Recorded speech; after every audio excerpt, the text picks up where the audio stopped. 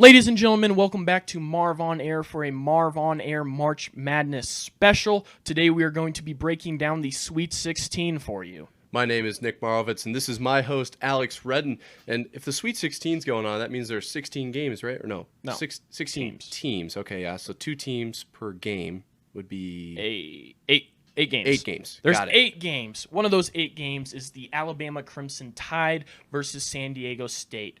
This is one of those games that America as a whole doesn't really have a dog in the fight. They just have a dog out of the fight. Unless you condone murder like the Alabama Crimson Tide and Nate Oates, you should probably be rocking with the San Diego State Aztecs, ladies and gentlemen. The next game in the South region is going to be Princeton versus Creighton, an interesting matchup because obviously the 15 seed is involved, but nobody seems to know where these two teams are located. You got to feel bad for the Princeton Tigers here because their entire student body is still in class studying and doesn't even know they're in the tournament yet. Hopefully they survive this game because otherwise they're not going to get to watch a single game.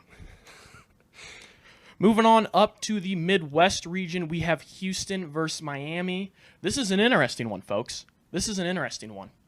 This one's very interesting because we dove into the advanced analytics on the mascots, of course, as the only analytics that matter. And it's very interesting that Cougars are not very prevalent where there are hurricanes.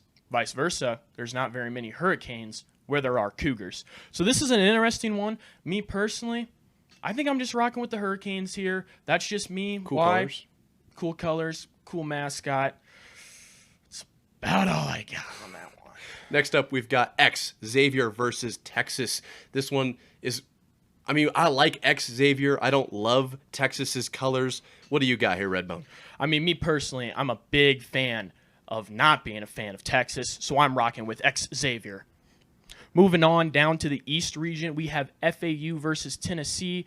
For those of you who don't speak college basketball, FAU stands for Florida Atlantic University. Unlike that last orange team we just talked about, this orange team we are rocking with. We are rocking with the Tennessee Volunteers. Rocky Top, baby. Next up in the East region, we've got Kansas State versus Michigan State. Interesting that both of these teams are state schools, and Michigan nor Kansas made it this far. This is an interesting one. I don't know who to pick. You don't know who to pick. Nobody knows who to pick. So, America, this game is up to you. Moving on to the West region, we have the Arkansas Razorbacks versus UConn. This one, really, nobody really cares about who wins. Like, whoever wins one way or the other, doesn't really matter. But if you look at these two teams closely, Arkansas has a man by the name of Eric Musselman as head coach. He likes jumping on top of scores tables and taking his shirt off and waving it around after big wins, and I would love to see that happen in the Sweet 16. I know I'll be rooting for Arkansas just for that sight alone. The last game in the Sweet 16, we have Gonzaga versus UCLA. If you saw our March Madness preview, you know we're rocking with the Bruins here. We are definitely not rocking with the Zags here. Are they Zags? No, I think Bulldogs? Zigzags? The Gonzaga team.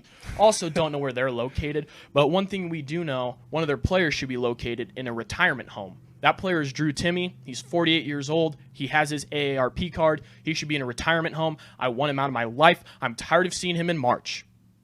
Deuces.